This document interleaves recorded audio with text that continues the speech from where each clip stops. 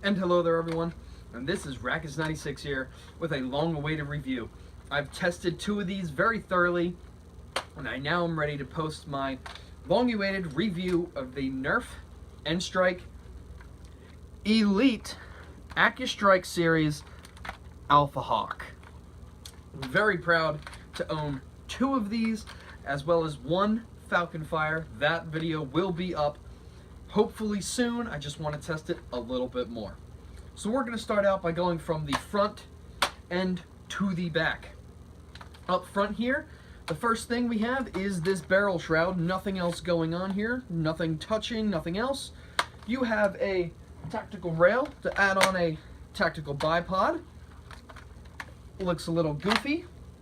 And you have iron sights. Now in some videos up on YouTube, this blaster has already have various numbers of iron sights. This one just has your normal circle as well as your front sight. On some, there's another object here. It comes up and slants down like a normal sight, but mine do not have them, and I bought two just to make sure. They both do not have the second sight. So moving back is a nice foregrip. Nice to hold on to while you have your bipod down. You can go prone, you can get slanted, you can hold on to it. Nice. Right here we have our cylinder. The release is on my left. Very comfortable for me.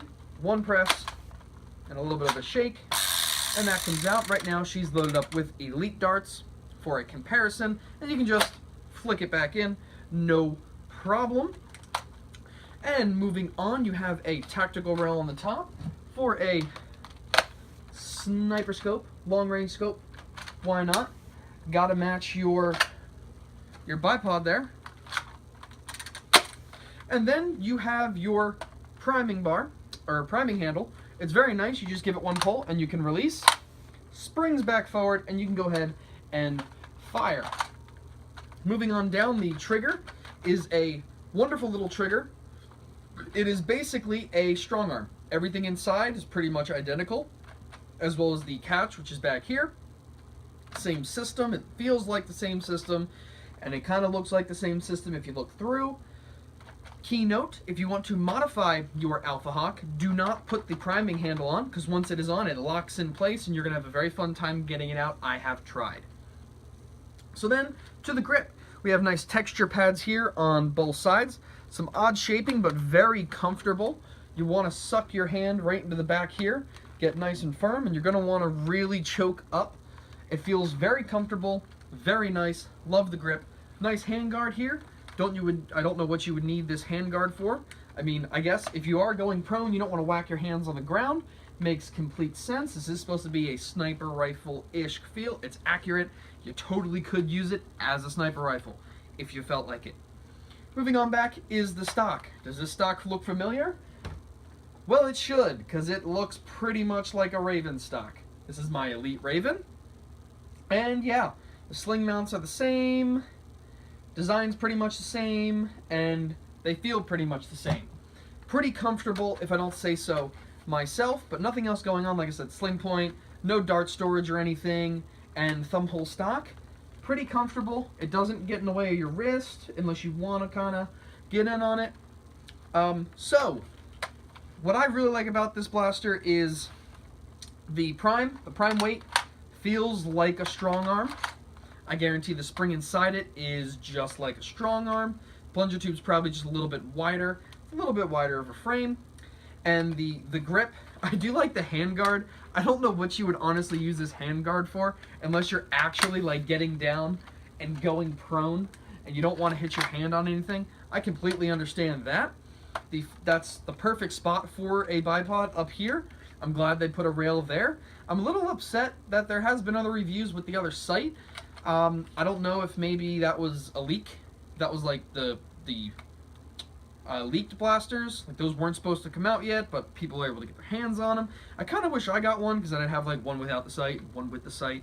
I will certainly go look at my local Target, see if I can get my hands on maybe another one with that sight. But other than that, the only downside is the cylinder system. It's a cylinder, and doesn't pop all the way out, you could totally modify it to do the strong arm drop cylinder, where you could cut lines in the back of this, glue this piece into the blaster, so when you click it, you just push the cylinder out, this pulls out, you can put another one in, click it in, push it back in, and keep going. You could.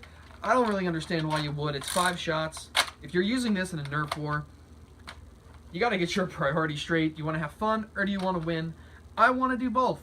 So I have blasters that can totally perform well in a Nerf war, and I want to be able to have fun and have a sniper rifle. So I can walk around with a sci-fi sniper rifle if I want to, because no one can tell me not to. So now we're going to go over some firing and some problems. So see here.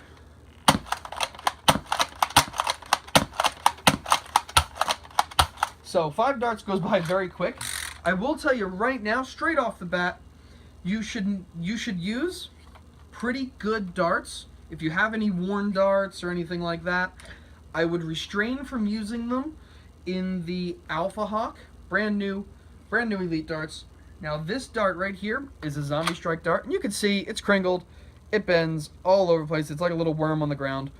Now we're gonna load this in here, and I know I don't have a million brand new darts. I do have used darts that they get used every now and then. Okay, so we're gonna get in position here, right there. One good dart. Well, it's right there. That was our zombie strike dart. It went that far. It didn't even clear it out of the muzzle. So I would really refrain from using bent darts, but that's a normal concern with most blasters. And we're gonna shoot it one more time. That time it barely left the blaster. So this has happened to me more than enough. So what's happening is you can see these have such a good fit, and this kind of just drops in. So the dart fit is horrible, but what's happening is down here in the back of the foam, what's physically happening is the foam is so weak, when it gets pressed in place against our little air restrictor here, it's not engaging it all the way. So it's kind of half open, half closed. So when you prime and you get that aligned, it's barely making it out of the muzzle because it's not engaging the whole AR. That's the only problem I've had with this. And I have quite a few dead darts, but it is something you always want to make sure if you're running around and you're kind of plinking around in a house or a basement and you pick up a bad dart and you load it in and it goes half the distance, not that big of a deal. But if you're in a Nerf war and you're somehow using one of these with the, like I said, the drop cylinder mod, put a new one in, you might run into that problem. Although if you're running around with this at a Nerf war, there's a lot of other options that could totally help you out. But that is that. So we'll just empty the rest.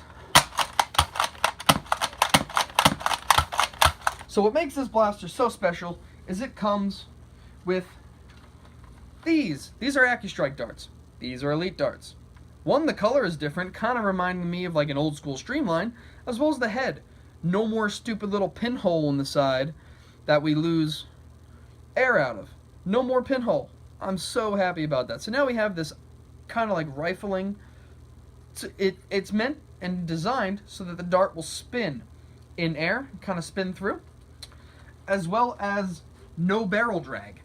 I hope they keep this up in this Accustrike line.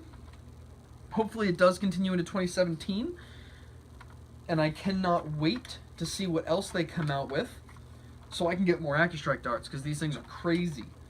So you can see they sit in there pretty short. If we were to replace one with a brand new Modulus dart, it's the exact same size, no problem. It wouldn't be as accurate as the rest, but they are reverse compatible. So you can use Accustrike darts in any of your blasters, Retaliator, Strife. With your flywheels, I would be a little nervous with them kind of tearing up the tip of the darts, but I have not run into a problem. And I did run them through my Straven, and I did not have too much of a problem. But then again, the Straven normally just kills darts anyway. So you can also, like I demonstrated, you can use elite darts in this blaster if you only have 10 Accustrike darts, because that's what you get when you buy the ALPHAHAWK. You get 10 Accustrike darts, which is nice. 1 reload plus the cylinder you already got, twice the darts. They do that. I'm guessing they're going to do that with the Accustrike line, because when you get the Falcon Fire, you get more than enough darts, considering it's a single shot breech loading pistol. And we will get to that review hopefully a little bit later on. So that's the blaster, guys. Now we're going to turn it into a sniper rifle. We got a bipod, we're already loaded, and we got a scope. Some nice modulus attachments that surprisingly go with this over amounts of orange very well. So we have a bipod, and it is, like I said, the perfect location for one. Kind of slant down a bit. Scope. This is totally meant to be like a futuristic sniper rifle up in here. Kind of get the squat going on. You know, we can get all the way down. We can kind of get up. It's really cool. I really like it. So thank you guys very much for watching. This has been the review of the Nerf N-Strike Elite Accustrike ALPHAHAWK. Thank you guys very much for watching. Like, comment, subscribe, and I will see you in an entirely different video.